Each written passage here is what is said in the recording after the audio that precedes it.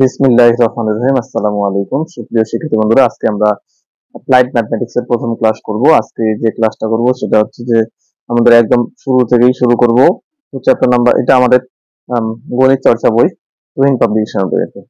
তো যারা ঘরে বসে টুইন পাবলিকেশন বই নিতে চান অনলাইনে, আমি আপনাদের নাম্বারটা মেনশন করে দেবো ভিডিওর মাঝে, বা আপনারা সরাসরি আমার সাথে হোয়াটসঅ্যাপে যোগাযোগ করে নিতে পারেন। ঠিক আছে, ভিডিওর মাঝে দিলে বিষয়টা অড দেখায়। উপরে তো নাম্বার আছে, সরাসরি আপনারা আমার সাথে যোগাযোগ করে আমি সরাসরি আমার রিকমেন্ডে বই নিতে পারেন, সরাসরি হোম ডেলিভারি সহ ফ্রি। তো এখানে আমাদের যে ফুরিয়ার ধারা, প্রথম যে চ্যাপ্টারটা সেটা হচ্ছে ফুরিয়ার ধারা, ত্রিকোণমিতিক বহুপদী জিনিসটা কি এবং পর্যাবৃত্ত ফুরিয়ার ধারা। ফুরিয়ার ধারার থেকে মূলত বেশি ফুরিয়ার ধারাটাকে বেস করে মূলত আমাদের এই অধ্যায়টা, এবং তুলনামূলকভাবে এই অধ্যায় থেকে প্রশ্ন আসে প্রতি বছরই। তো আমাদের শুরু থেকে শুরু করবো। তো এখানে আমাদের কিছু বেসিক জিনিস জানা দরকার, যেমন ফুরিয়ার ধারা কি, তার আগে আমাদের পর্যাবৃত্ত ফাংশনটা সম্পর্কে জানতে হবে, পর্যাবৃত্ত ফাংশনটা কি। এরপরে আচ্ছা, যে আরো কিছু বেসিক জিনিস জানা দরকার, সেগুলো আমি নোট করে রেখেছি, নোট থেকে আমি আপনাদেরকে দেখাচ্ছি। তো প্রথমত আমাদের পর্যাবৃত্ত ফাংশনটা জানা দরকার। যদি F of T plus X equal F of x হয়, তবে এফ অফ এক্স কে পর্যাবৃত্ত ফাংশন বলে। যদি F of x plus T F of F of T plus X equal F of x হয়, তবে এফ অফ এক্স কে পর্যাবৃত্ত function বলে, যেখানে টি কে পর্যায়কাল বলা হয়। তো উদাহরণ দিলে আপনারা সেগুলো বুঝতে পারবেন। যেমন উদাহরণ হচ্ছে সাইন 2π প্লাস এক্স। তো এখানে পর্যায়কাল কত? এখানে 2π হলো পর্যায়কাল এবং সাইন এক্স কে পর্যাবৃত্ত ফাংশন বলে। Sine 2π plus X equal sine X হলে এই সাইন এক্স টা হচ্ছে যে পর্যাবৃত্ত ফাংশন। এরপরে ফুরিয়ার ধারা, যেহেতু অধ্যায়টার নাম হচ্ছে ফুরিয়ার ধারা, তো ফুরিয়ার ধারা জিনিসটা কি? যদি F of x function minus pi থেকে প্লাস পাই ব্যবধিতে এবং 2π পর্যায়কালে সংজ্ঞায়িত হয়। মাইনাস পাই এবং মাইনাস পাই থেকে প্লাস পাই ব্যবধি, ব্যবধি জিনিসগুলো আপনারা জানেন। তো আমরা পড়ার ফাঁকে ফাঁকে আরো ব্যবধি সম্পর্কে আরো বিস্তারিত জানবো। তো মাইনাস পাই থেকে পাই ব্যবধিতে এবং 2π পর্যায়কালে সংজ্ঞায়িত হয়, তবে এফ অফ এক্স ইকুয়াল, তাহলে F of X equal A not by two plus summation of lower limit N equal 1 থেকে ইনফিনিটি পর্যন্ত A N cos X plus B N sine X কে Fourier ধারা বলে।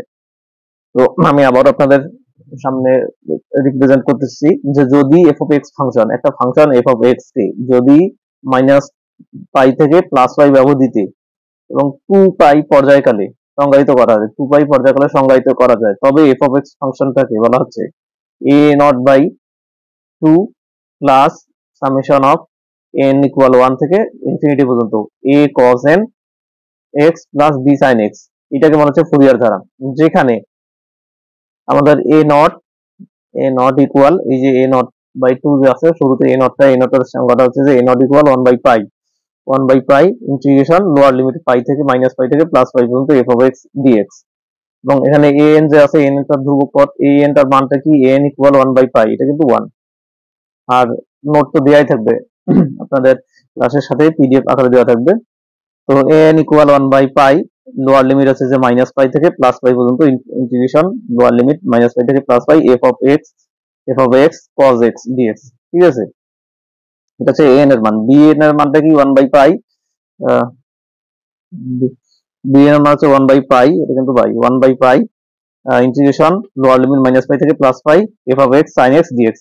এখানে কজ এক্স, এন এর সাথে যেহেতু কজ এক্স আছে, তাহলে N F of X cos X এবং বি এন এর সাথে সাইন এক্স আছে, এই জন্য F of X sine X DX. যেখানে এন এর মান পর্যায়ক্রমে 1 2 3 এরকম করে এন পর্যন্ত। তো যেখানে এই যে A naught A N B N কে ফুরিয়ার সহগ বলা হয়, অর্থাৎ কনস্ট্যান্ট বলা হচ্ছে। ঠিক আছে, তো ফুরিয়ার সহগের আমাদের একটা ফুরিয়ার সহগ সম্পর্কে আমাদের কিছু বেসিক জিনিস জানতে হবে। যেমন মনে রাখা প্রয়োজন, আমাদের কিছু জিনিস বেসিক জানাগুলো প্রয়োজন। সেটা হচ্ছে যে integration lower limit minus pi থেকে প্লাস পাই যদি হয় সাইন এক্স ডিএক্স হয়, এক্ষেত্রে সাইন এন এক্স ডিএক্স, এটা এন কিন্তু এখানে এন, এটা হচ্ছে X, N X DX equal 0। তদ্রুপভাবে integration lower limit minus pi থেকে প্লাস পাই পর্যন্ত cos nx dx ইকুয়াল 0। তারপরে তৃতীয় যেটা জানা প্রয়োজন সেটা হচ্ছে integration lower limit minus pi থেকে প্লাস পাই পর্যন্ত sin nx into cos nx dx equal 0। 4 number যে শর্ত সেটা হচ্ছে যে integration lower limit minus pi থেকে plus pi sin mx into sin nx dx, যেখানে n এবং m কখনোই সমান নয়। এই এখানে m আছে, এখানে n আছে। ঠিক আছে, sin mx into sin nx dx, এখানে এম এবং এন সমান নয়। এরপরে 5 নাম্বার যেটা আছে ইন্টিগ্রেশন লোয়ার লিমিট -π থেকে +π cos mx into cos nx dx equal 0, যেখানে m এবং n সমান নয়। আমাদের শুধুমাত্র শেষের দুইটা জানলেই হয়ে যাবে, বাকিগুলো অলরেডি সবগুলো 0, সবগুলোর মান 0। শেষটা হচ্ছে 6 নাম্বারটা হচ্ছে -π থেকে +π পর্যন্ত cos square nx dx equal pi, cos square nx dx equal pi. আর এটা হচ্ছে যে ইন্টিগ্রেশন লোয়ার লিমিট -π থেকে +π পর্যন্ত sin square nx dx equal +π। এই দুইটাই শুধু মনে রাখতে হবে, ঠিক আছে? এগুলো আমাদের জানা প্রয়োজন। এখন আমরা যেটা পড়বো সেটা হচ্ছে আমাদের বইয়ের ফুরিয়ার সহগ নির্ণয়। এটা আমাদের বইয়ের থিওরেম নাম্বার 2, ফুরিয়ারের সহগ। মূলত এই যে থিওরেম নাম্বার 2টা আছে, এটা মূলত হচ্ছে ফুরিয়ারের সহগ নির্ণয়ের ক্ষেত্রে। তো যদি a not by 2 plus integration summation, এটা নাম হচ্ছে সামেশন, সামেশন n ইকুয়াল 1 থেকে পাই ইনফিনিটি হয় an cos nx plus bn sin nx ধারাটি -π থেকে +π ব্যবধিত f অফ x ফাংশনের সুষমভাবে অভিসারী হয়। সুষমভাবে যদি অভিসারী হয় তাহলে আমাদের দেখাতে বলছে যে কনস্ট্যান্ট গুলোর মান a naught equal 1 by pi integration -π থেকে +π f of x dx, an equal 1 by pi integration -π থেকে +π f of x cos x dx, ঠিক আছে? আর bn ইকুয়াল লেখা যায় 1 বাই পাই ইন্টিগ্রেশন -π থেকে +π f of x sin x nx f of x sin nx dx, ঠিক আছে? যেখানে n এর মান 1 2 3 এরকম পড়ে চলছে। এটা রিসেন্ট 2011 সালে আসছে এবং ঢাকা বিশ্ববিদ্যালয়ের অধিভুক্ত ছাত্র কলেজে 2016 সালে আসছে। চলুন তাহলে আমরা প্রমাণটা শুরু করি। তো এখানে যেটা আমাদের ফাংশনটা দেওয়া আছে এই ফাংশনটা আগে লিখতে হবে, যে মনে করি এখানে যেহেতু দেওয়া আছে ফাংশনটা লিখতে হবে এখানে। আর আপনাদেরকে আমি এই ক্লাসে যেগুলো পড়াই সেগুলো নোট তো দেওয়াই থাকে, আপনারা নোটগুলো লিখে আমাদের ফেসবুক গ্রুপে পোস্ট করবেন, ঠিক আছে? তাহলে আপনাদেরও চর্চা হবে। তো এখানে আমাদের যে ফাংশনটা দেওয়া আছে এখানে f of x equal a not by 2 plus summation of n equal 1 থেকে ইনফিনিটি পর্যন্ত an cos nx plus bn sin nx, এটা হচ্ছে যে আমাদের সেই ফাংশনটা, এটাকে ধরলাম 1 নম্বর ইকুয়েশন। তো প্রথমত আমরা এই নটের মান বের করব, তারপরে এখান থেকে মূলত আমরা সমাধানটা ধীরে ধীরে পর্যায়ক্রমিকভাবে বের করব, ঠিক আছে? এটার মান বের করব, তারপরে আছে যে এই n এর মান বের করব, তারপরে bn এর মান বের করব ধাপে ধাপে, ঠিক আছে? তো প্রথমত আমরা 1 নাম্বার ইকুয়েশনে আছে যে a নটের মানটা বের করব, যেহেতু তাহলে 1 নাম্বার ইকুয়েশনে এটাকে ধরতে পারি 1 নাম্বার স্টেপ নাম্বার 1। তো এই যে এটা করছে আমরা 1 নাম্বার ইকুয়েশন। তো আর ব্যবধিত আছে -π থেকে +π পর্যন্ত। তো 1 এর এই যে 1 নাম্বার ইকুয়েশন আছে এটা, 1 এর উভয় পক্ষকে যদি আমরা -π তে সমাকলন করি, এটাকে যদি আমরা -π থেকে +π এর মধ্যে সমাকলন করি, এর উভয় পক্ষকে -π হতে +π পর্যন্ত সীমার মধ্যে, সীমা মানে কি লিমিট মধ্যে x এর সাপেক্ষে সমাকলন করি, ঠিক আছে? এটা 1 নাম্বার, তোমরা এইভাবে হাইলাইট করে দিন তাহলে মনে থাকবে। মধ্যে x এর সাপেক্ষে সমাকলন করবে, x এর সাপেক্ষে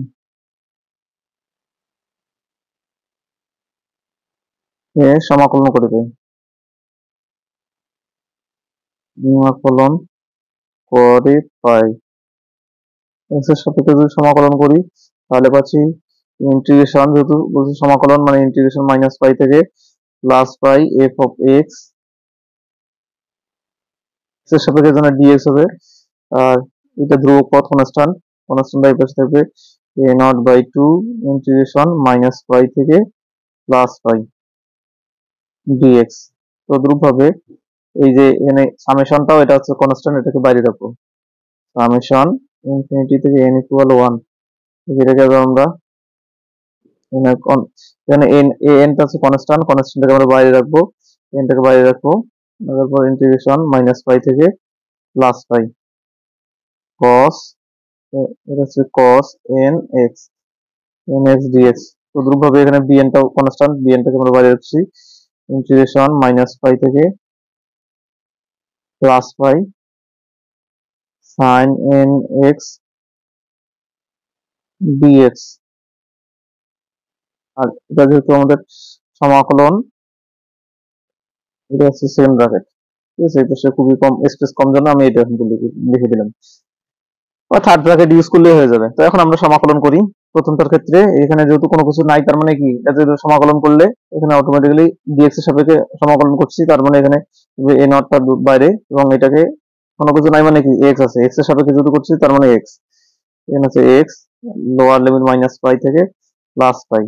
আর তদ্রুপ ভাবে এটার ক্ষেত্রে দেখি, এখানে এটাকে যদি আমরা সমাকলন করি, এখানে cos nx dx, কিন্তু dx, তো এখানে কিন্তু আমাদের টা আছে, একটা অতিরিক্ত ধ্রুবক পদ আসছে, এবং ধ্রুবক পদের অন্তরীকরণ যোগীকরণ করলে রেজাল্ট আসবে 0, এটার ক্ষেত্রেও রেজাল্ট আসবে 0। আর টা যেহেতু কনস্ট্যান্ট, তো কনস্ট্যান্টের সাথে সমাকলন করলে cos n আমাদের শুধুমাত্র করতে হবে x এর সাপেক্ষে, এখানে আছে cos nx,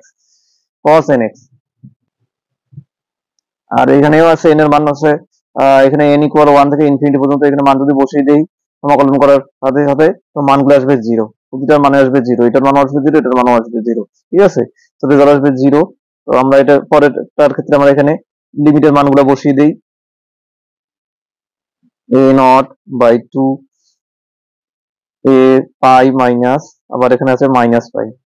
তো এটা যদি আমরা হিসাব করি, তাহলে হিসাব করে পাচ্ছি a0/2 π মাইনাস +π ইকুয়াল পাচ্ছি a0/2 ইন্টু 2π, আলটিমেটলি পাচ্ছি π ইন্টু a0, ঠিক আছে, এইটার মান, প্রথমটার মান।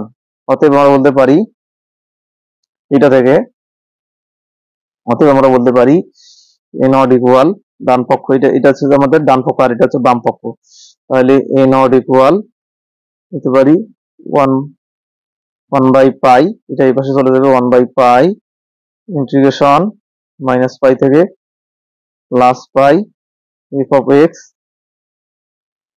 dx। একটার মান আমরা বের করলাম, এখন হচ্ছে আমরা এই যেটা বের করব, টা বের করব। এখন আমরা দ্বিতীয় যে সমীকরণ, এটা হচ্ছে আমাদের দ্বিতীয় মানটা, এটা বের করব, টা বের করব। তো অলরেডি আমরা আপনাদের বোঝার সুবিধাতে এই লাইনটা, এই যে প্রথম যে লাইনটা সমীকরণটা 1 নম্বর সমীকরণটা এখানে লিখে রাখছি। এখন আমরা 2 নম্বরটা বের করব, তো টা এই cos n এটার মান বের করব, ঠিক আছে, 2 নম্বর।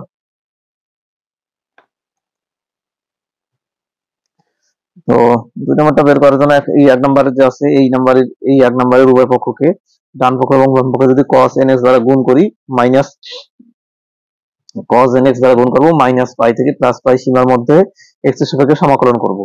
তো আমরা লিখব যে 1 এর উভয়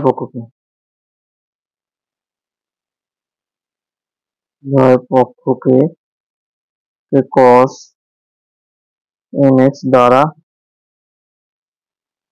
গুণ করে -π থেকে ব্যবধিতে +π সীমা পর্যন্ত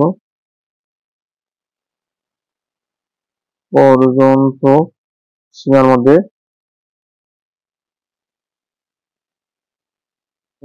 x এর সাপেক্ষে সমাকলন করি, x এর সাপেক্ষে সমাকলন করে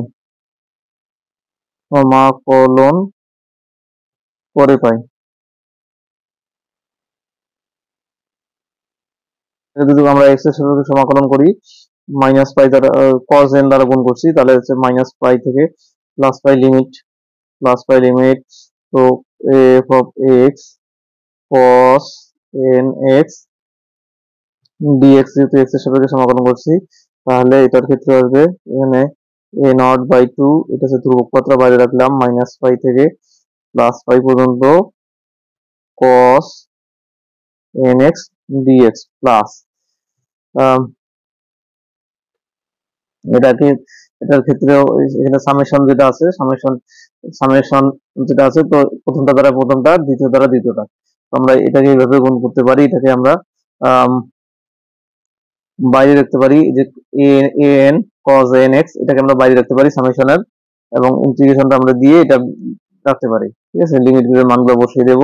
-π থেকে +π পর্যন্ত ইন্টিগ্রেশন cos nx দ্বারা, যেহেতু cos nx dx দ্বারা গুণ করছি, cos nx, এরপরে সামেশন ভিতরে যা আছে তাই, n = 1 ইনফিনিটি পর্যন্ত an cos nx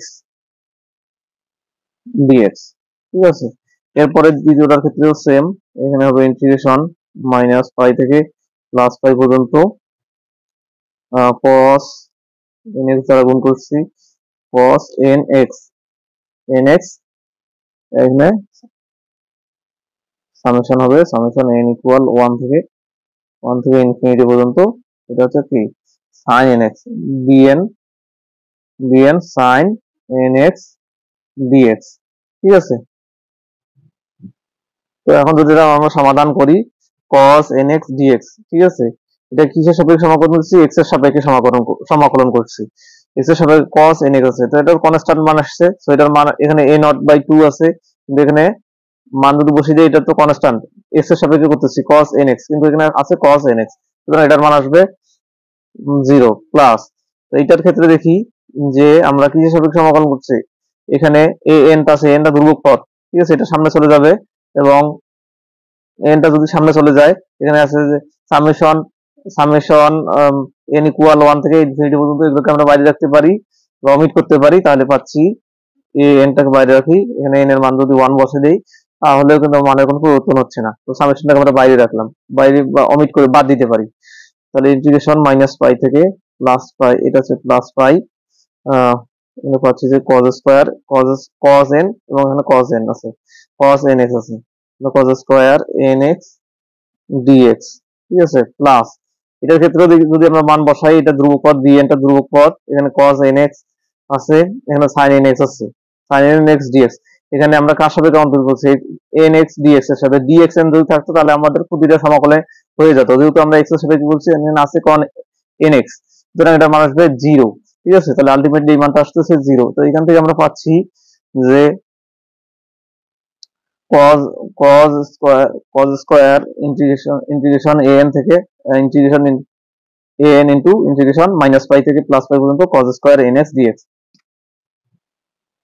কারণ এই যে এই মানগুলো শূন্য, কেন শূন্য, কারণ আমরা জানি, এই যে মনে রাখা প্রয়োজন, আমরা পড়ছিলাম sin nx dx = 0, cos nx dx = 0। ঠিক আছে, আবার এইখানে যে আমরা বসাইলাম, এটার মান বসিয়ে দিয়েছি, এভাবে x পাইছি, এটা তো আপনারা বুঝছেন, এটার মান শুধু মান হচ্ছে যে x, আর cos nx dx এর মান হচ্ছে যে আমরা যে করছি cos nx dx = 0, sin nx dx = 0। ঠিক আছে, শুধুমাত্র আমাদের কখন পজিটিভ থাকবে, cos স্কয়ার nx dx এটার মান থাকবে পাই, আর sin স্কয়ার nx dx এর ক্ষেত্রে মান থাকবে পাই, বাকি সব ক্ষেত্রে মানগুলো হবে শূন্য।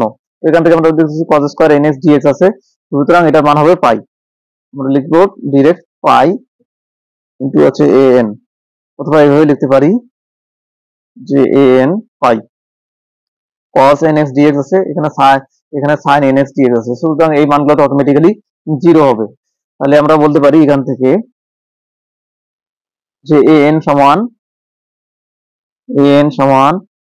1/π ইন্টিগ্রেশন -π থেকে +π পর্যন্ত f of x cos nx dx।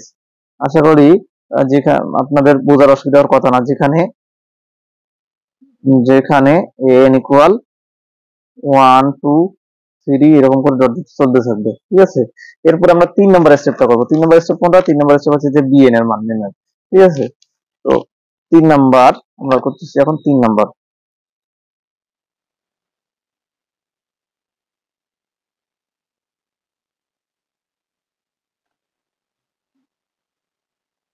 তো 3 নম্বরে যেটা আছে, এই এখন এখানে কি আছে, 3 নম্বরে আছে sin x, তো যেটা থাকবে সেটা দ্বারা গুণ, sin nx, প্রথমে আমরা দ্বিতীয়টা যেহেতু cos nx ছিল, এই জন্য cos nx দ্বারা গুণ করছি, আর তৃতীয়টা sin nx। তো ইন্টিগ্রেশন -π থেকে +π পর্যন্ত আমরা x এর সাপেক্ষে সমাকলন করব। সেম এই কথাটা এখানে যেমন আমরা দেখলাম cos nx এর দ্বারা গুণ করছি, এটা দেখব যে 1 এর উভয় পক্ষকে, তো এখানে আমরা দেখব 1 এর উভয় পক্ষকে উভয় পক্ষকে পক্ষকে sin nx দ্বারা গুণ করে মাইনাস পাই হতে প্লাস পাই পর্যন্ত সীমার মধ্যে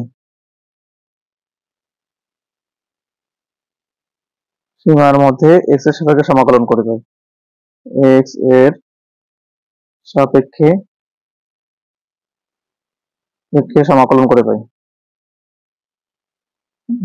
সমাকলন করে পাই। যদি আমরা x এর সাপেক্ষে সমাকলন করি তাহলে আমি এই পৃষ্ঠা থেকে দেখে রাখা যাবে, তাহলে এই পৃষ্ঠা থেকেই সমাধান করি, তাহলে আমরা পাবো মাইনাস ইনফিনিটি থেকে প্লাস ইনফিনিটি, যেহেতু f of x sin nx dx equal a naught by 2 integration minus pi থেকে plus pi sin nx dx plus integration minus pi থেকে plus pi sin nx summation যেটা দেওয়া আছে n equal 1 থেকে infinity পর্যন্ত an cos nx এবং সর্বশেষ হবে dx প্লাস ইন্টিগ্রেশন আছে মাইনাস পাই, এখানে মাইনাস পাই থেকে প্লাস পাই এর মধ্যে থাকবে sin nx summation of n equal 1 থেকে ইনফিনিটি পর্যন্ত dn sin nx dx। ঠিক আছে, তো এখানে প্রতিটা মানে 0 হবে, শুধুমাত্র থাকবে এইটা থাকবে যে bnটা সামনে নিয়ে আসবো, ইন্টিগ্রেশন মাইনাস পাই থেকে, এটা হচ্ছে মাইনাস পাই থেকে প্লাস পাই পর্যন্ত sin স্কয়ার nx dx, এটার মান আসবে পাই, তাহলে বলবো bn পাই। এখান থেকে bn এর মানটা আমরা বের করতে পারি, তাহলে bn ইকুয়াল পাবো bn equal 1 by pi integration minus pi থেকে plus pi f of x sin nx dx, যেখানে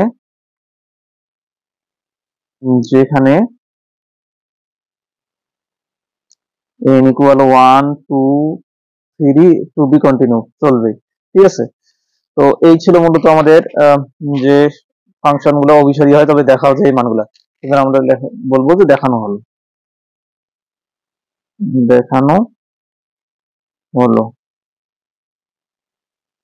ক্লাসটা এখানেই শেষ করছি, আমরা পরবর্তী দিন এই অধ্যায়ের অন্য প্রবলেম করবো ইনশাল্লাহ। আর আপনারা এগুলো সুন্দর করে নোট করে আমাদের যে ফেসবুক গ্রুপ আছে সেই গ্রুপে পোস্ট করবেন। ধন্যবাদ সবাইকে, আসসালামু আলাইকুম।